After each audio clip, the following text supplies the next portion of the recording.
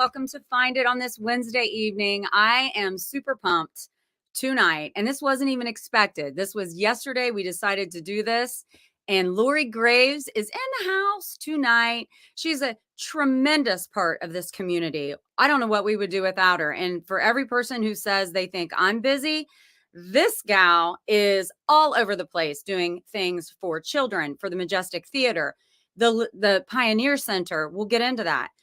But the biggest and the best thing that I love about Lori Graves is she can make everyone laugh. And in a world today where we need all the laughs we can get, you just hang tight. We're going to show her intro and get ready for a great time.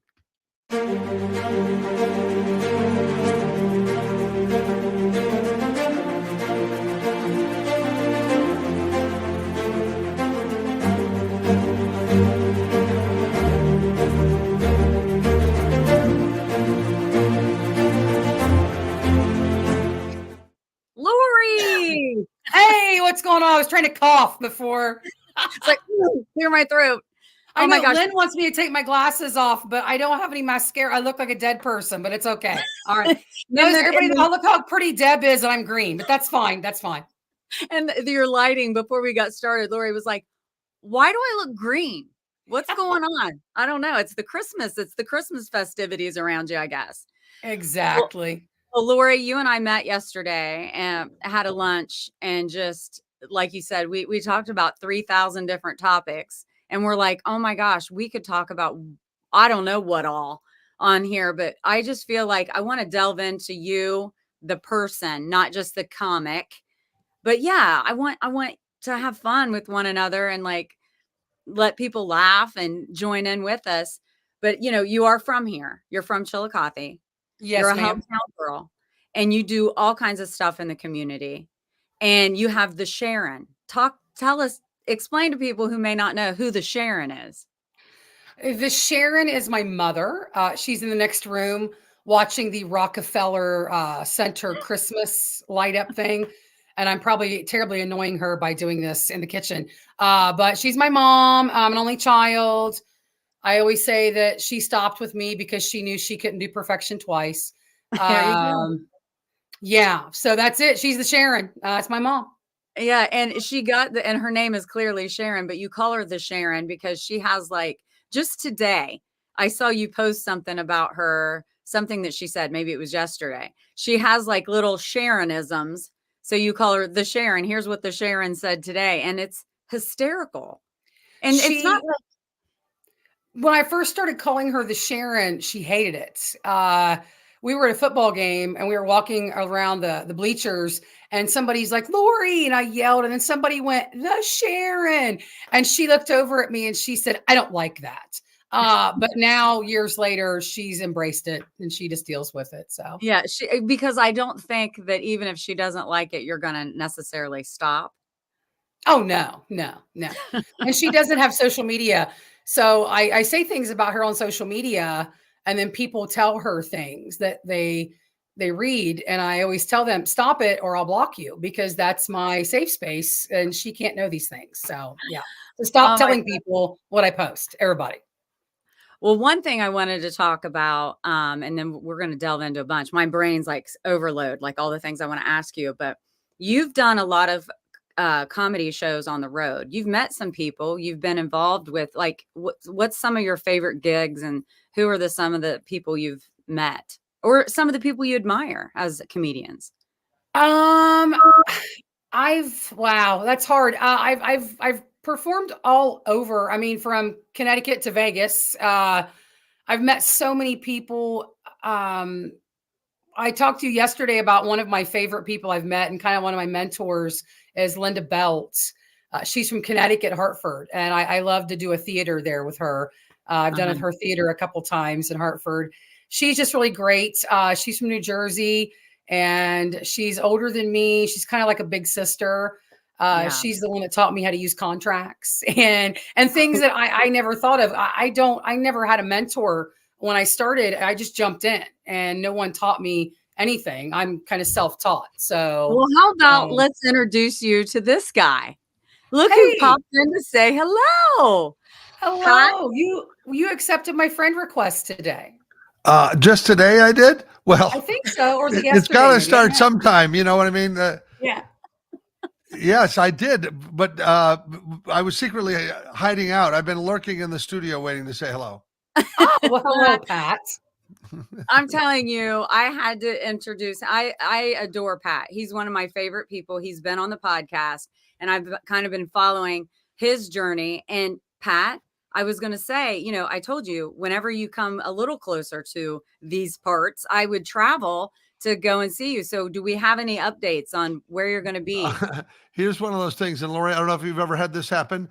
I booked a gig in Ohio, not too far from you. And it's in like February of 2025. Like this Performing Arts Center is like, we got to get you on the books. And I was like, that's a year and a half from now. Like that's insane amount of time away. But I think there are things coming before, because there was a Ohio Arts Conference where some folks were talking about booking things. So I will have more Ohio updates soon. Awesome. Well, maybe Lori and I can do a little road trip to come and see you. All right. Yeah. Or maybe, Pat, I could book you because I also produce my own shows. There you go. Yeah. So we will have to, Now, so comedy is your full-time gig, or you do radio some of the time? I kind of was watching a few things on television or on the YouTube. And Pat, I wear many hats, Pat. I work for the Ross Board of DD.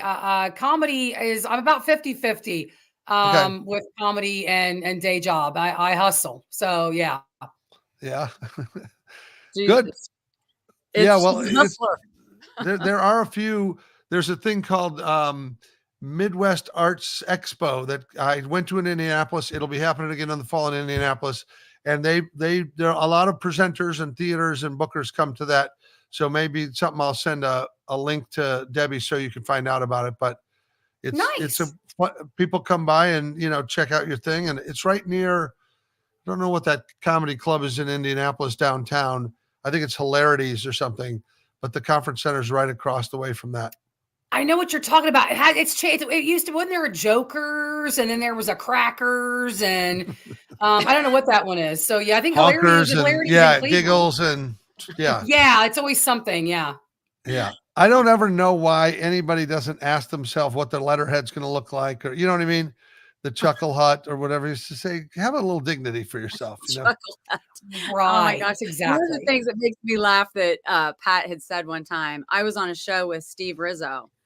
And I'm like, say something funny. And Pat goes, oh my God, that is the worst. When and people find out you're a comedian and then they expect you to be on all the time. Yeah.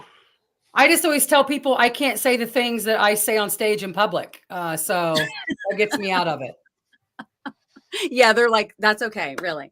Yeah. It seems like every profession though hates that, like at a party or something, if you, so, he's a dermatologist. And they're like, will you check this mole? Like, just please come to the office. Let's not do this here. Yeah.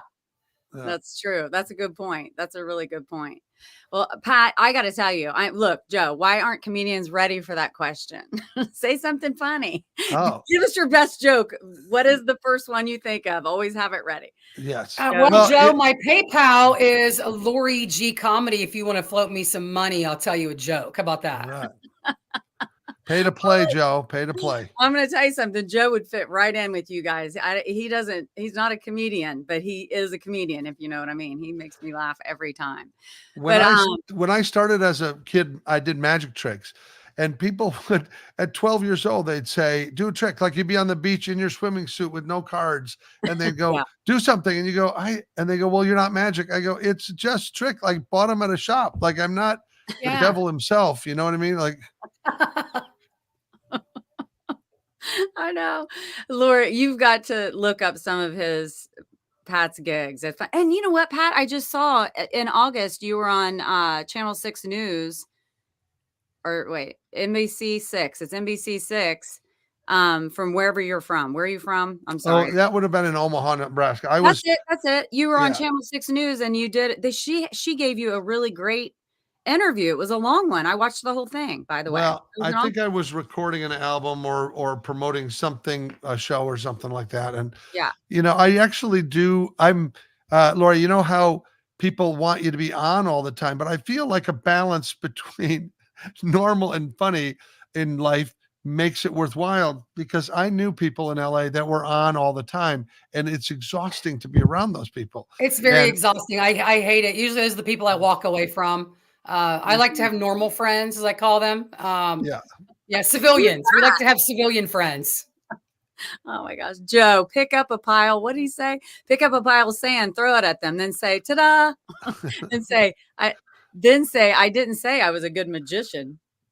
Oh my gosh. But it's true. I am sure that you guys get tapped out and you just feel like I got to go be by myself for a little while. Do you? Do you sometimes need to just be by yourself? Both of you. Oh yeah, I do. I don't know about Pat, but I know I do. I'll tell you when it's the most cumbersome is when you've done a nice show and people like you. Now, I don't do cruise ships, and one of them is that you can't get away from the people. You're on the ship. Right now you're stuck on a boat where they say, go talk to the comedian. You can't sit at the pool. You can't do anything. You know what I mean? Yeah. So it's like you become instantly, you're not really famous, but you're instantly famous stuck on this little building. Right. So that is kind of a boring, you know what I mean? But it is fun to be like, when I go to a corporate event to perform, one of my favorite things to do is they have no idea who I am coming in. And so I start listening on the plane to them going wherever I'm going. I'm going to Puerto Rico or something. You hear these Ford Motor Company people down there. They're complaining about their boss or the parking spaces, whatever. So I just start collecting information all the way, checking in the hotel, getting to the whatever. Then I walk out the next morning, and I'm like, what about the parking and, lot H? And they go, what? How does he know that? And you know what I mean? And you just connected. It's super fun to have them go, uh-oh, I should maybe not gossip on the plane, Yeah, he was sitting behind me. That's funny. Pat, you're the best. I really wanted to make this connection between the two of you. Lori's great. And, I think so much of you too, Pat. So I thought this would be a great little connection. And I don't know. I mean, isn't it fun? I mean, in any industry, like you said, all the dermatologists hang out together. But Yeah, I mean, it's fun to have a network of, meaning, the doctor. They play every game, shirts and skins, dermatologists, shirts, everyone else skins. Yeah, shirts and skins.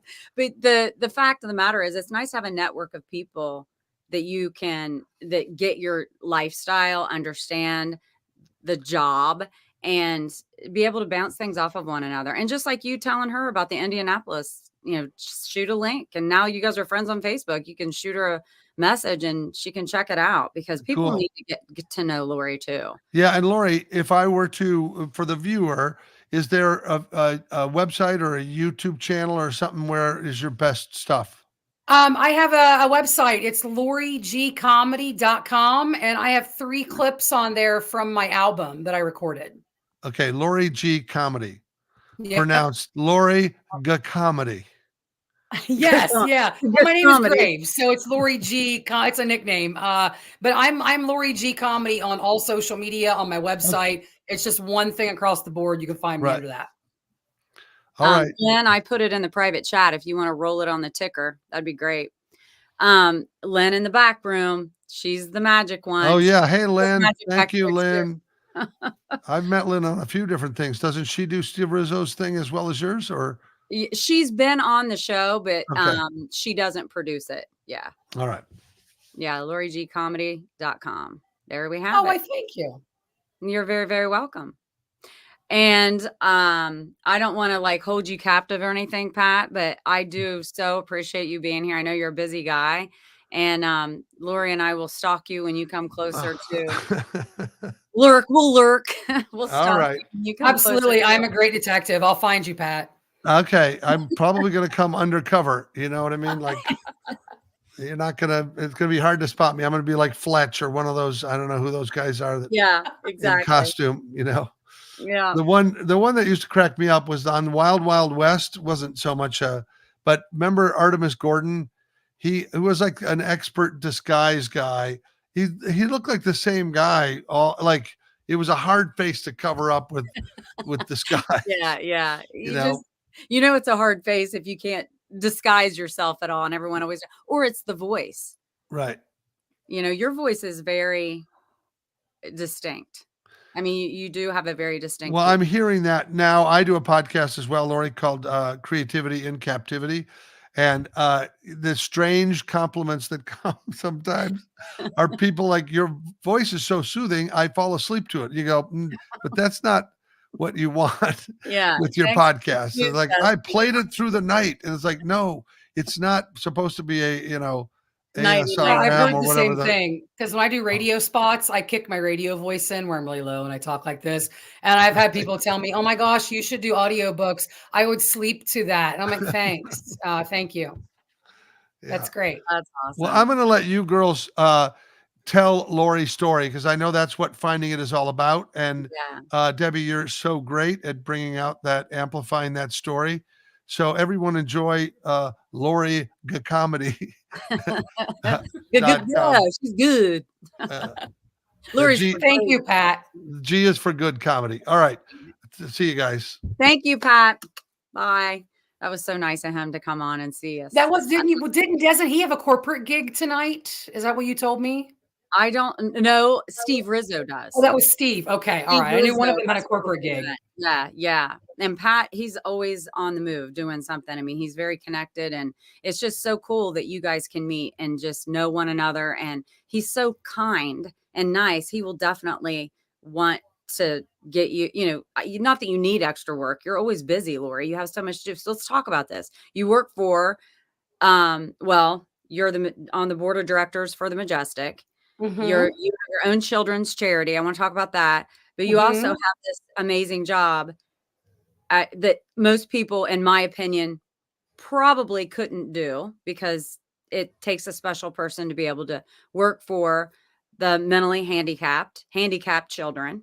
So tell us about that with the Pioneer Center.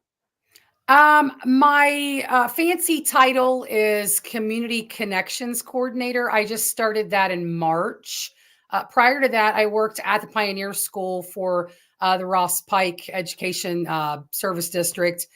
I was a paraprofessional, and I worked one-on-one with a student every day, all school year. I had one student who aged out, and then my most recent student came to us out of preschool. So he was in kindergarten, first grade when I started working with him. It's been, I think I was there maybe 5-6 years. And then in this coming March, I'll be in my current job for a year. Yes. And the way it happened that when you and I have talked before, and it just touched me so much, because you're going along in your life and you're finding it, right? What is Lori doing? What do I want to do? What am I meant to do? How can I, find my passion, which you're hilarious. But then all of a sudden this job came up and they wanted you for that. And you're around these children, and community coordinator, whatever, but you're also there with them. And I've seen you with the kids, and it's amazing. And so when you got into that job, that was kind of like brought to you, right? The current job I have, yes. It's a new position to the Ross Board of ED. I'm in the outreach department.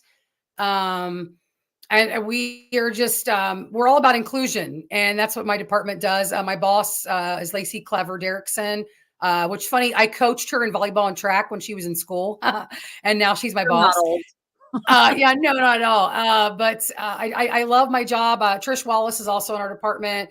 And then I work with Special Olympics too with Courtney Davis. So we just have a real cool group of women there together. And we're just always on the same page. It's kind of weird. That's never really happened at a job. So it makes it really easy and fun. And of course, our superintendent is Amy Beeler. Amy's great to work for. It's such a cool environment. I've never worked in an environment like that where everybody's kind of on the same page, and there's nobody snarky. I mean, it's just everyone's just kind of nice and relaxed, and we do what we need to do to help people. Sometimes it's stressful. Sometimes it's mentally taxing. But at the end of the day, we get the job done. And that's what's important. Have you ever, did you know that you were going to be really good with kids who are handicapped or mentally disabled? Have you ever? No, well, I always joke I don't like kids, and now with my job now I work with adults mostly. I worked with the kids when I was the paraprofessional, but I started coaching track and volleyball in 1998. Middle school. I started working with kids back then. I was a part-time lunch lady. I've just always kind of been around kids, and I've always joked that kids get on my nerves, but they always were attracted to me. So I'm like, okay, but I mean, I do, but no, I joke, but I do love working with young people. I'm still a coach. I'm still a track official. I love seeing the kids every year in track. I love watching them progress in their sport or their events.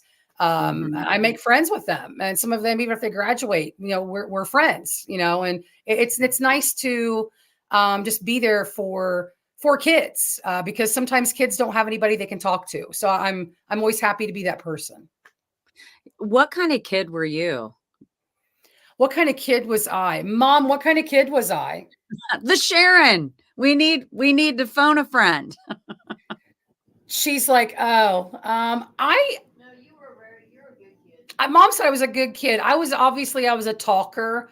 I never met a stranger. I was an only child, but I still had cousins and things. So I always say I wasn't spoiled. I was loved. But my parents taught me how to share. They taught me how to give, and I think that's where a lot of the stuff I do comes from now. I remember things from when I was young. My parents, helping people and things, my dad especially. So I don't know. It's just kind of like we talked the other day. I just think everything in my life has led me to this moment to be in this job that I have now.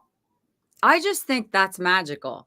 When it comes to that point, that's why I brought this job up specifically, because you've done so many other things and you still wear a lot of hats and you're out in the community and you do so much for us.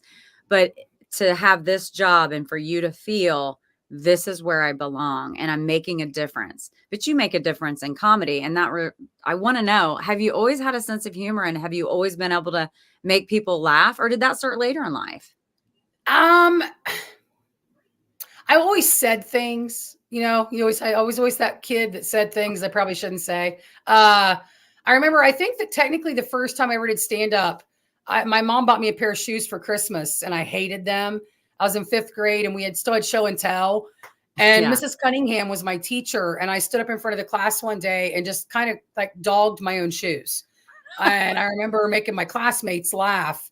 And I think that's the first time I actually ever really told, jokes. I was just trying to make people laugh because I hated those shoes. They were so ugly. And I had to wear them because you know how it was when you were little, you went to Bob's Bootery and you got your school shoes and your tennis shoes for the year. And I had a high arch. So I had to get like shoes that, didn't look like everybody else's. And I hated them. And so I made fun of my shoes. So I think, but I think I honed my quickness as a bartender, being able to like just jab back at people when they got lippy with me. Yeah. I think that's where I honed the skill of being quick on comebacks. Yeah. I asked you the other day, do you get hecklers when you're on stage? You said not very much. I don't. I see all these videos online, like, comic destroys heckler. And I watch those. I'm like, nobody does that to me. I don't know if it's because I'm a woman and I'm older and my voice is so sometimes. Maybe they're afraid. I don't know. Maybe they know better. I don't know. I think they know better. I think they know this lady's not she'll be coming for me. But I just don't get hecklers. Now watch the next show I do, I'll have a heckler. But I usually don't have hecklers. So I don't know. Oh my gosh. Where's your favorite place, if you can even think of, or if there is a favorite place that you've ever performed and why? Well, Chillicothe, obviously the Majestic Theatre. That's where I first did comedy ever. But out of town, especially in Ohio, I love Wiley's Comedy Club in Dayton. Oh yeah. It's the oldest comedy club in Ohio for one. Mm-hmm. And it's never a bad crowd. And even if it's an off crowd, it's still a great crowd. Wiley's, the crowds there are so forgiving, especially when they do like open mics. I mean, people, you never have a bad show at Wiley's. I don't know why that is. And my newest favorite place is Dead Low Brewing in Cincinnati. I have had 2 sold out shows there this year. And I joked I could stand up there and tell the alphabet and I think people would laugh.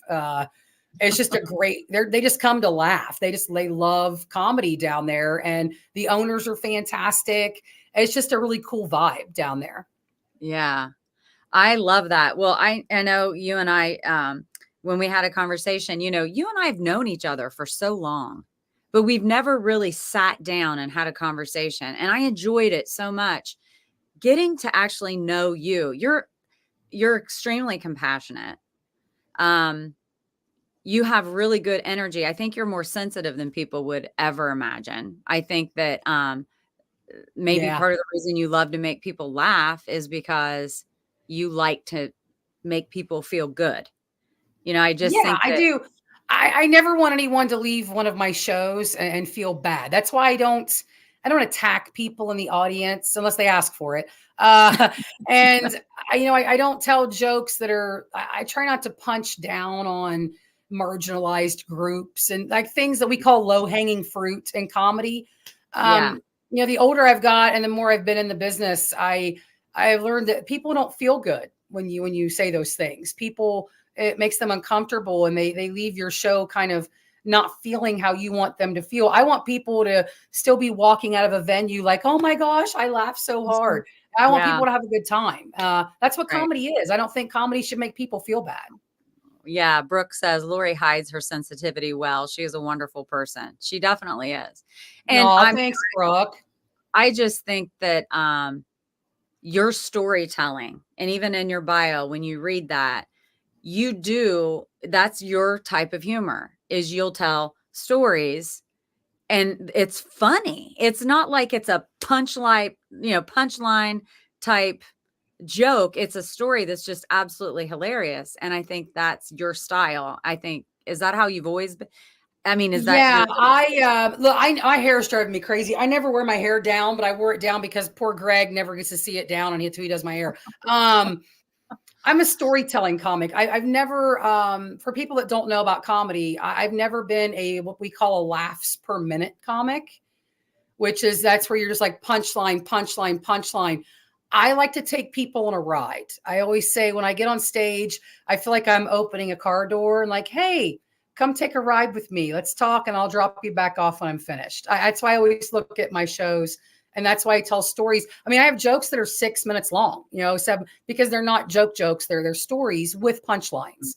And I admire one-liner comics. I wish I could do that, but that's not who I am on stage. Yeah.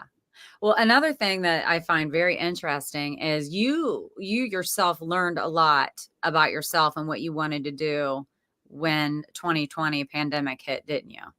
Oh, yeah. COVID changed the game for me in my life anyway. It changed the game, I think, for all entertainers. I think we all had to sit back and reflect on what we were doing and who we were. Because, and I have a joke, which I probably can't tell on your podcast because it's go ahead. If you want it's super dirty, Deb. I can't do it. But I talk about, I went 92 days without performing comedy that year in 2020. I know comics in New York and LA, they went a year and a half. And I joke and people are like, oh my gosh, you only went 92 days. I'm like, dude, I'm from Chillicothe, Ohio. We didn't have COVID. We just told everybody it was our allergies from the paper mill. We didn't have COVID. We didn't do it. It was business as usual. Which it wasn't, but that's the job. I think it's because we're not a very populated area. So people here didn't get that urgency with COVID like people in New York did or people in LA. Right. And our bars, our businesses opened earlier. And so, after 92 days, my friends who all own restaurants and bars in town were like, hey, you need to make money and we need people to come in. We need butts in the seats. Let's work together. And that's when I started trying to safely do shows again. I wrote up a proposal, sent it to the health department on how I wanted to execute a show. Which, looking back, it still really wasn't safe, but we were in the guidelines. And I never encouraged people to come out if they didn't feel comfortable, but it's a touch and go. It's a touchy subject with some comics. I caught a lot of flack for performing later on in 2020, but COVID, everything I do to make money, I need a crowd of people. And suddenly I wasn't able to make money and it was terrifying. And I learned real quick that I was not essential. Comics are not essential. We're fun to have around, but we're not essential. Yeah. And I'd never been home that long. For 10 years, I was, in my car 5 nights a week, driving to shows and then working a day job. And all of a sudden I'm home 24/7. And I realized I liked it. And I thought, maybe I don't want to be a road comic. Maybe I want to go a different direction. And that's kind of what I've been doing the past 3 years. I'm moving in the direction that I want to move in now as a 51-year-old and not as a 37-year-old when I started. That's right. And, I think that, 2020 threw a lot of people for a loop in some bad ways, some good ways. I mean, we hate the loss that we had, but absolutely, that's awful. It's tragic. But on the other end of it, if you try to just get your perspective on yourself and know what you learned through that. I learned stuff too. I mean, it's about myself and being alone and finding stillness when you're a type of person that's always going, like you and like me. And you're social, you're always out doing things. And all of a sudden here you were in the house, and I was like, what do I do? I'm lost. But you know what, Lori? What I learned was I really wasn't, I kind of liked it. Me too. I was like, I'm fine. I don't need to go anywhere. This is great. I got to know my mom again. I got to like sleep in my own bed for more than 2 or 3 nights a week. I could just lay in the recliner and I'm like, what is this life? I've never not been in my car. Like I told you right before COVID, I was putting anywhere from 15 to 1,800 miles a month on my car just for comedy. Yeah. So I mean, I was out there. I was practicing for that album recording that didn't happen when it was supposed to, So yeah, man, like you, I just suddenly realized I like where I'm from and I like where I live. Mm-hmm. This is a funny story. During 2020, toward the end, we were just like, oh, we just need to just see each other at least. We went down to Sean's house and we were like, we'll social distance. Yeah. Which we did until we had a few cocktails. And then we it's did like too. Carrie and Nate Steinbrook would come down and we'd sit on the deck and we would they would bring their drinks and I would have a drink. The cocktails, then you get closer and you're like, hey, I'm like, well, there goes that. Well, I think after a few months, especially in the summer, it became acceptable to have what they were calling your pod. Yeah. Which was like, and our pod was mom, me, Jameson, and then his parents. That was because during COVID, I still watched him because they had to work. They're essential. So he was here every day with us, and poor little thing. I'm trying to entertain this 7-year-old, that can't be with his friends. And I'm like, okay, buddy, what are we going to do? We went fishing. We did all kinds of stuff. We'd go play putt, I learned that I like Chillicothe. I like it here. And COVID taught me to appreciate where I'm from. Wow. That's impressive. I mean, that's good. That's really good. I think that's you being able to recognize that you learned that through it. And now, you have this amazing job that you enjoy and you're passionate about and you get along with all the people you work with. It's awesome. Girl, it is. It's scary. You know how when things start going real well, you freak out, like, waiting. Like every day I wake up and I'm like, it's going to hurt today. Something's going to happen. And you're terrified when things go well. I don't know why we're like that. I know.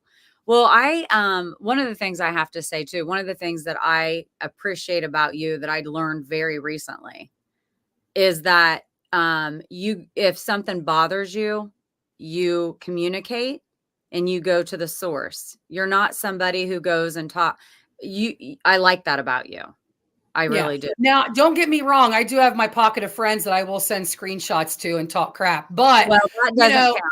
If you want to talk about what we're circling here, sure. I don't mind if you don't. You can bring it up.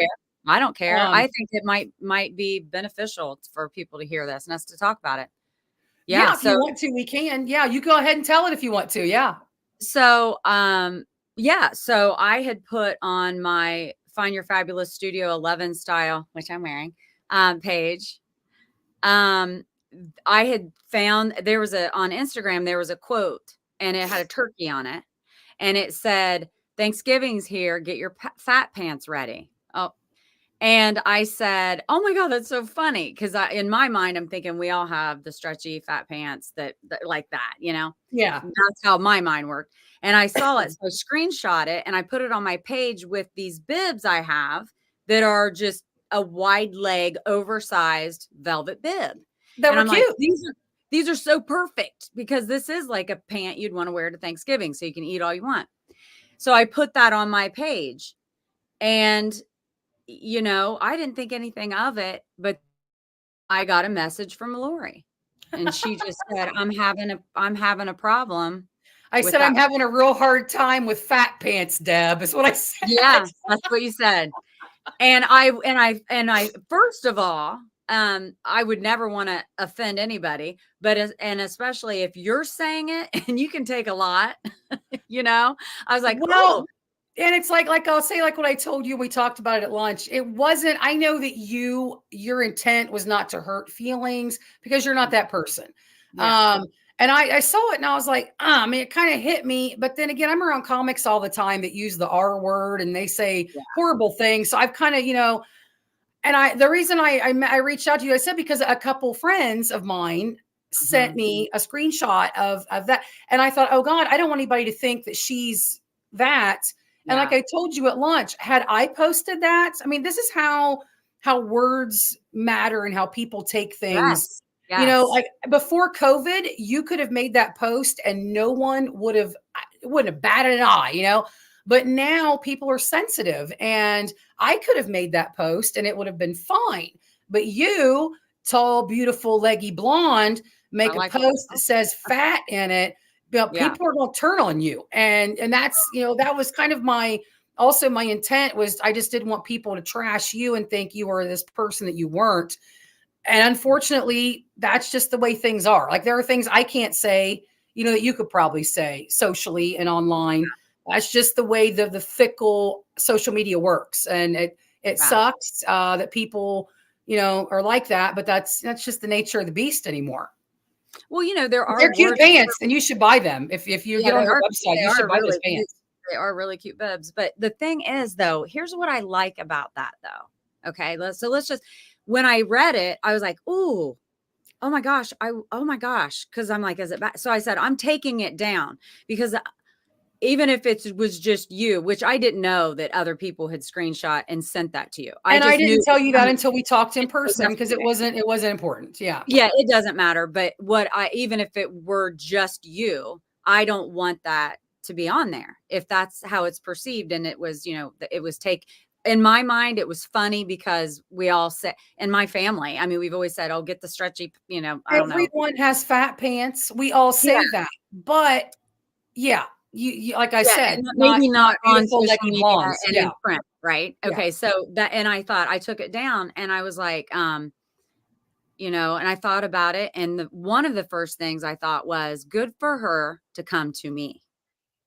She came to me and said, I'm having a problem with that. I don't, I do. And I thought, okay, I appreciate that because a lot of people would just go talk to everybody else and get it turned into maybe a bigger problem than what you know what I mean? It would have been a bigger issue.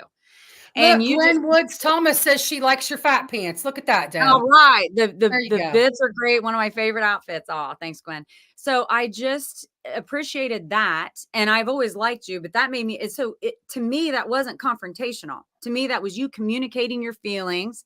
And that helped me grow as a person and understand that doesn't go well with other people. And then I told you yesterday, I talked to my niece. I said to her, I said, I never mentioned names, but now she'll know who I'm talking about. Oh yeah. It's out there. But I said to her when she was doing my hair, and she has, she's had weight on her whole life. And has struggled with losing and gaining and all of that. And so she's amazing, gorgeous, beautiful person, and nothing bothers her. That's the main thing. I need to get that clear.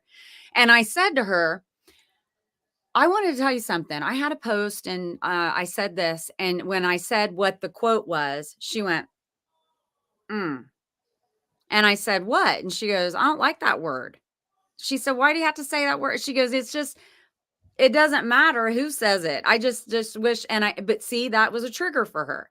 And I never would have imagined that because, and especially in my family, we're very outspoken people and we're all blah, blah, blah, and we say things. And I just never thought that was any, we always talk about, get your stretchy pants on, Yeah. I don't think Yeah. we've ever really called it fat pants, but I thought it was oh yeah, that's what we wear, for those big meal days. So, Right. it just made me now think of it in a different way, and I'll be more careful about putting things out there like that. Right. But I still, like, even yesterday, that's why I bought lunch. Cause I said, I'm sorry. I said, I was asked to you about a 3-letter word. Cause then I assumed, like, I was like, a couple days later, I'm like, man, that wasn't my place. I shouldn't have said anything to her. And then I saw somebody else just chimed in and say, like, the pants. Calm down, everybody. I like the pants. Okay. Don't hate me. I like Deb. I like the fat pants. Oh, well, I know you do. Everybody calm down. It was that was the thing, though. You were coming from. I know where the place you were coming from, and I knew that. And like I said, it was just and part of it was too that people were perceiving you to be, somebody that you're not. And I'll tell you who agreed with me on that. You know her.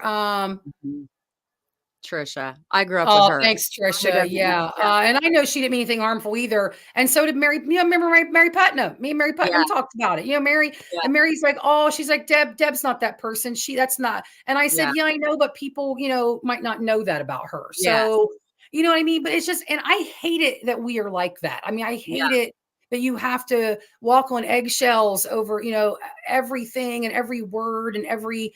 But again, you got a business and that's just how it is. And it's not fair, but that's how it is. And I was going to say that too. That was a really good point you just made.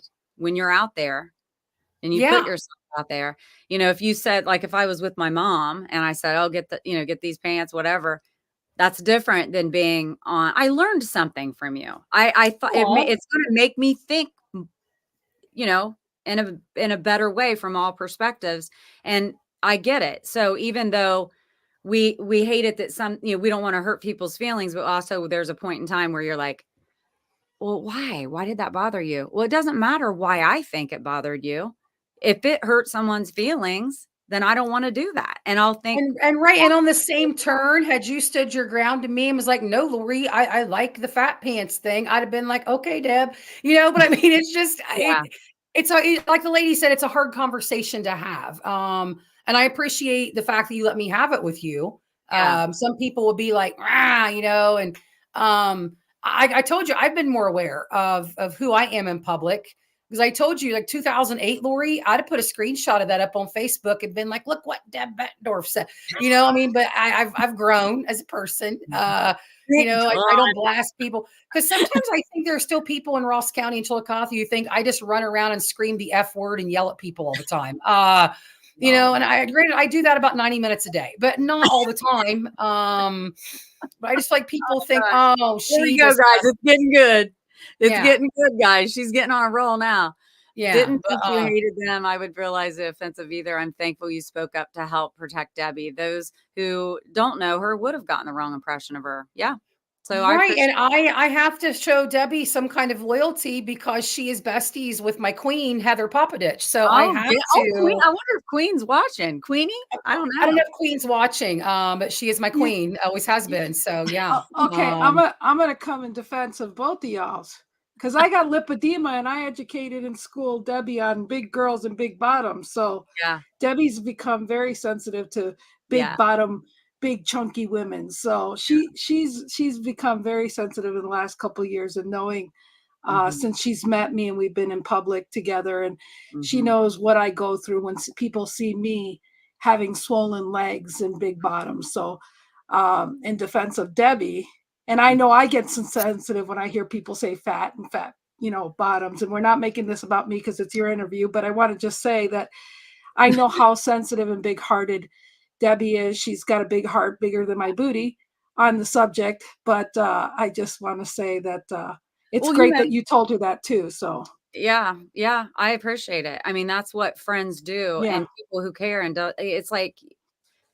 it's just good. It was good all around. And I appreciate, though, you too, Lori, saying that you were able to have the conversation with me. That's important to me. Right. I knew I could approach you with it, and say something. And I can't say that about everybody where we live, Right. not everyone's approachable and having a conversation. I mean, people have had hard conversations with me. I mean, Lynn, I've said horrible things online over the years that, I regret and shouldn't have said. And I've had people reach out to me like, hey, do you feel better about that? Because that's probably something you shouldn't have said. And then I'm like, yeah, you're probably right. So then I just make an apology and, admit my faults and move on. I mean, that's all we can do. And for your job, when you're just trying to be funny and you're on stage and then there's someone in the crowd have you ever known to offend someone in the crowd? I have, early on, like I said, I'm very, very, very aware of things like, because I'm going into my 15th year of comedy next year. So Wow. probably about 5, 6, 7 years ago, I quit.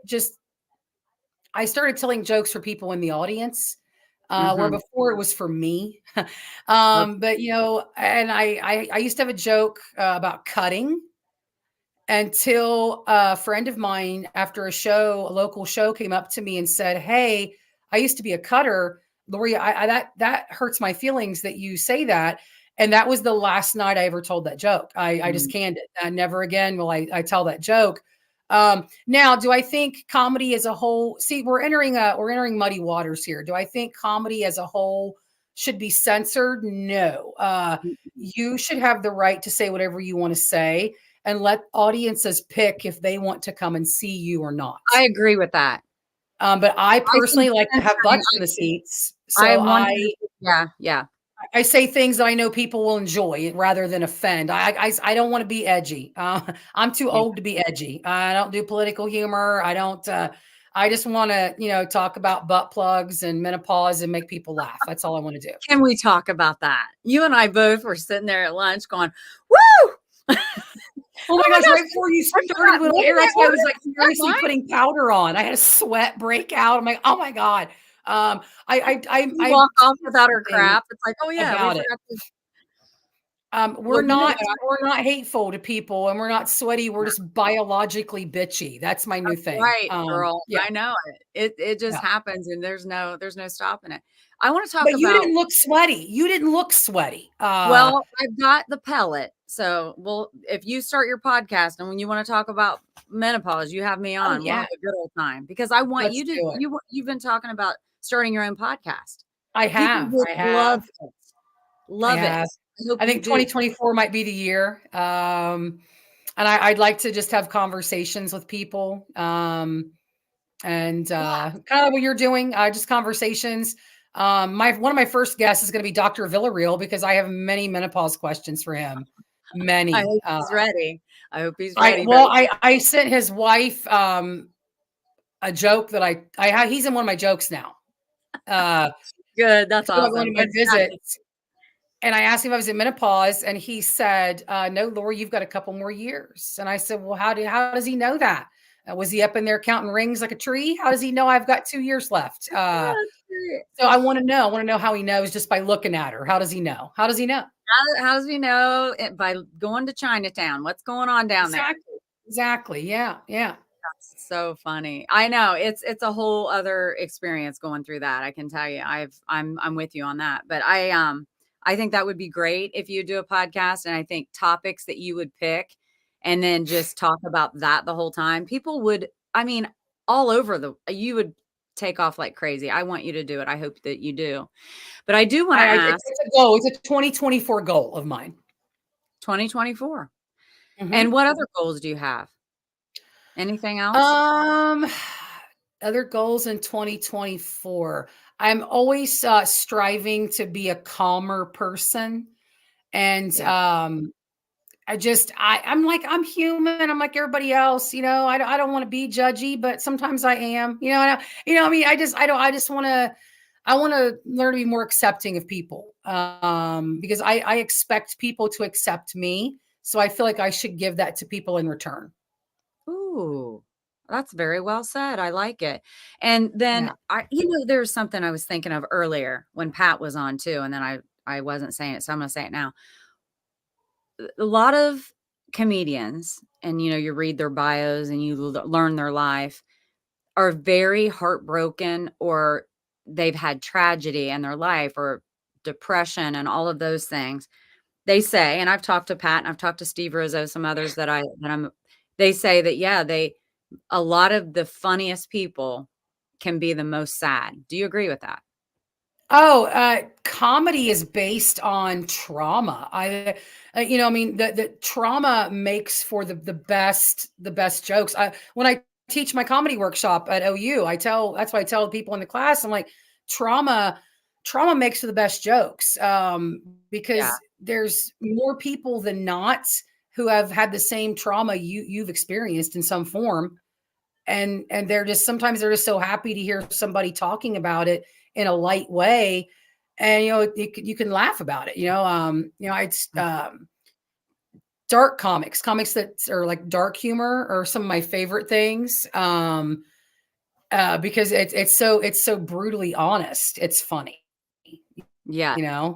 But yeah, trauma definitely makes people funny, I think. Yes. And I know you made me laugh when I said, yeah, my daughter has anxiety. And you said, nowadays, when people say they have anxiety, you say, is that all? Yeah. That made me laugh. Yeah, that's it. Lucky you. You only have anxiety. You're killing it. You're killing it. Yeah. Way to go. Champ. Yeah. You only have one thing wrong with you. You're perfect. You're fantastic.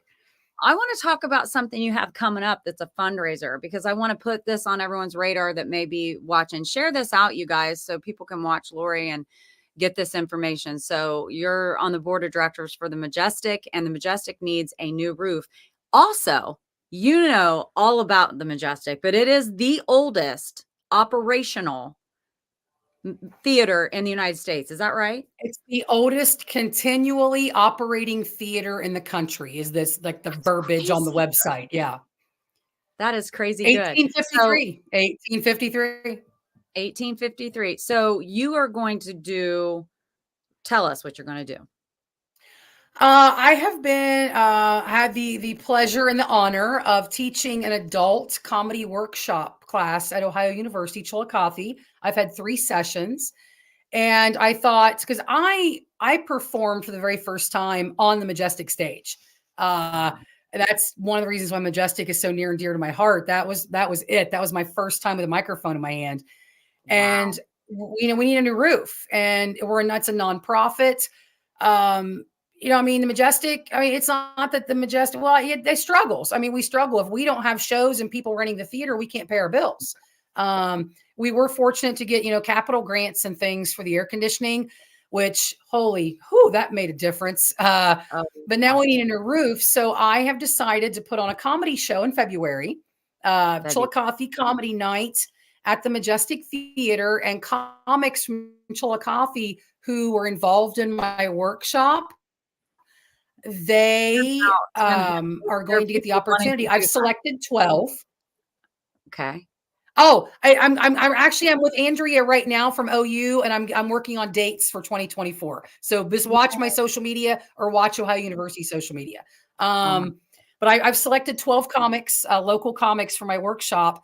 I'm going to give them a chance to perform on the oldest continually operating theater stage in the country. They're all going to get their 5 minutes, and I'm going to perform as well. I'm going to host and close the show, and we're going to put on a show, and we're going to charge, I think, maybe $10 to get in, and it'll be about an hour and 45-minute show, because I'm going to give everybody an intermission, and I'm going to give these new comics a chance to experience what I experienced by performing for the first time.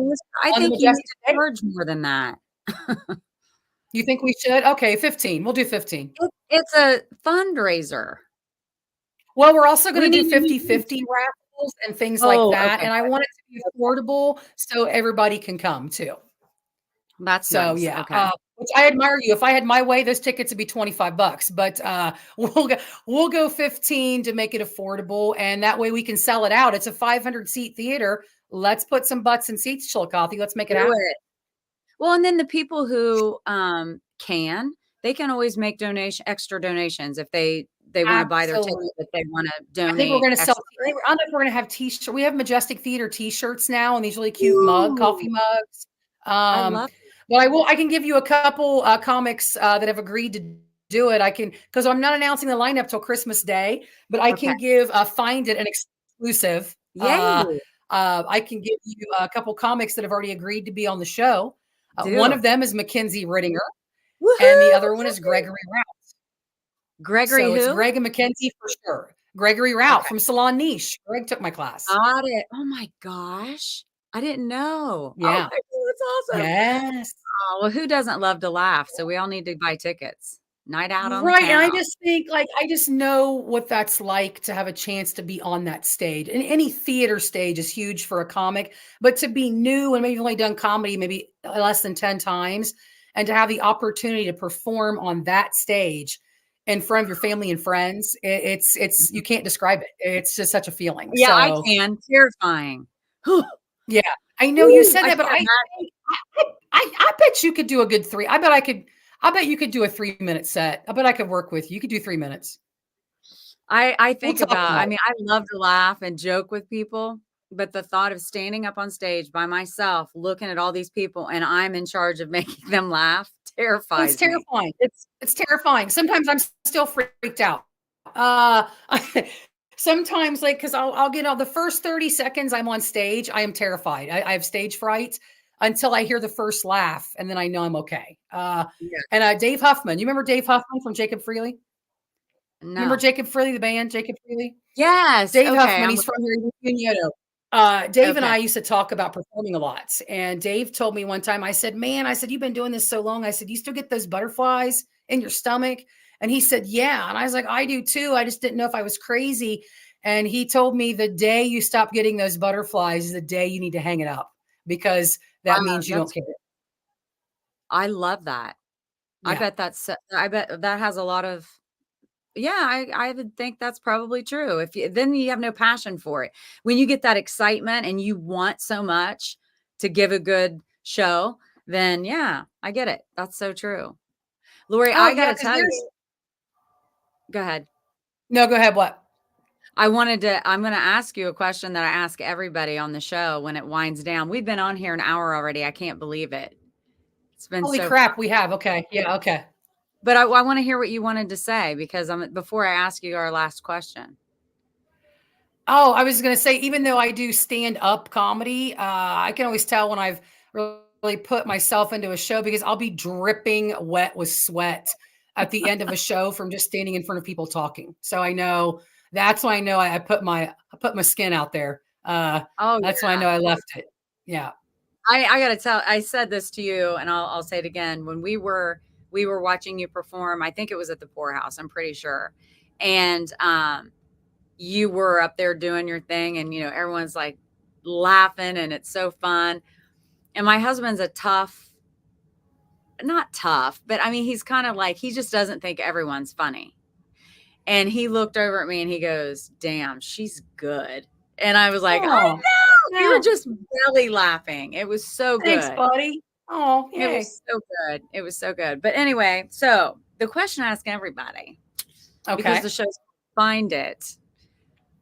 What have you found in life that you can share with us to inspire us to find it too?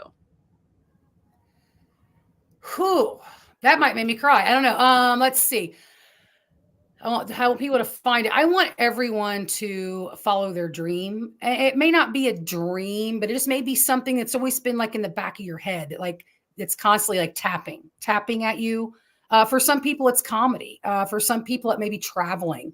For some people, it just may be, like starting a business or, whatever. I don't want anyone to go to their last day regretting something they didn't do. And that's like, with me with comedy, when I got dared to do it for the first time, Rusty Lewis told me, he's like, you're 37. If you don't do it now, you're never going to do it. And he was right. And I don't think had they nudged me, I don't think I would have started. And I think I would have regretted that. So if there's just something that's just like always tapping, like in the back of your head, just always tapping, just do it. Just get out there and do it. Give it a try. The worst you're going to do is fail, but you can sit down and make a list of all your failures in life. So what's one more? Just try it. Yeah. Go find it. Go find it. And that's a great nudge from Lori. So if you've always wanted to do something and you're fearing it, she's nudging you to go do it. Go find it. That's awesome. Let's say, what's one more failure? Even after you don't do it, you're going to fail again. I mean, not everything is a success. So just go give it a try. Yeah. And there's worse things than something not being successful. There's worse things than, if you do it and it doesn't go the way you had planned, there's still going to be a lesson in there somewhere. You're going to learn and grow. I feel like regret is worse than failure. I think regret is harder to live with than failure, and I didn't realize, 37. Think about that, you guys, everyone out there, like 37. I mean, that's young to me now, but it's still for you to start your comedy career at 37. That's, wow. And you are so good at it. You bring so much joy to people and you help people even if it's just for that 50 minutes or whatever your bit is, to forget about all their issues and problems and what's going on in the world. What a great release. I mean, that you give that to people. I love that. So thank you. Thank you. And thank you for being on here and thank you for tuning me up. Well, thanks for asking me and thanks for letting me, blab to you. And this is like day 2 this week. We've racked up a marathon conversation. Man, I know. I told Lynn, I said, we can just get on here and talk. It's just, this is easy. I was so excited. It's like we're still at Gustavo's. Yeah, we're still at Gustavo's, which, by the way, if you all who local that are watching this have not gone to Gustavo's and had their fettuccine Alfredo, you are missing out. They make it homemade at Gustavo's. I have never been there. Lori invited me to come and I'm going to crave it. It's so good. Gustavo's. My friend took me there for the first time. I am so thankful for that. It's my go-to place now. My gosh, the fettuccine Alfredo was amazing. And I'm not making that up. Like, it's just really, really good. So I'm going to go. I heard you say that. You were amazed when she sat the bowl down in front of you. You were like, what? And then it looked good. And then I'm like, okay, but let's do the taste test. And I licked every noodle out of that bowl. I was like, it was so good. I loved it. I was proud of you. I was proud of you for doing that. Good girl. Good effort there, sis. All right. Well, is there anything else you want to leave the audience with before we go? Anything that we didn't cover? No, just follow me on social media. And Heather Queen, my queen is here. My queen. The next time we talk, I'll tell you the story about the first time I hung out with her. I just felt so honored. But yeah, just follow me on social media. Follow Deb on social media. Just we need your likes and clicks and shares. I'm monetized on Facebook, so every time you guys click on my stuff or share it, I get a couple cents. So that'd be nice if you'd help me pay my gas bill. Yeah, it'd be nice. That's awesome. Heather's laughing. Shh. She said, "Shh, queen, love queen. She's Queenie Bee." All right. Well, yes, follow her, and if you look at LoriGComedy.com, check her out, and mark your calendars for February. What? For the comedy 24th, February 24th. Tickets will go on sale Christmas Day. Ooh, Merry Christmas. There you go. Yes. Buy yourself a ticket. I'm going 100%. February 24th. I will be there. You know what? I buy a ticket, but I'll put you. Y'all put you in my row. I want you to be my guest. So we'll see if we can get Papa Ditch down here. We'll make her come too. Yeah, come on, H Pop. Get H Pop down here. So yeah. All right. That's awesome. It's a date. I'll recruit her to come on down. Maybe all the rest of the girls will be around for the holiday. I mean, February. No, it's in February. The tickets go for sale on Christmas Day, and February 24th is the actual event. Oh, good. Yay. Gwen, you're in. Gwen's in. All right. Gwen's in. Everybody's going. We got to fill those. Whoop, whoop. We're in. Yay. Heather's in. Everybody's in. Okay. We're doing it. Everybody. We're going to get a roof, girl. We're going to get a roof. Yeah. All right. Well, very honored for you to be here, Lori. Honored to be here as well. This again, and thank you. And lunch again sometime soon. You don't have to pay next time. that floats around me, keeping me safe.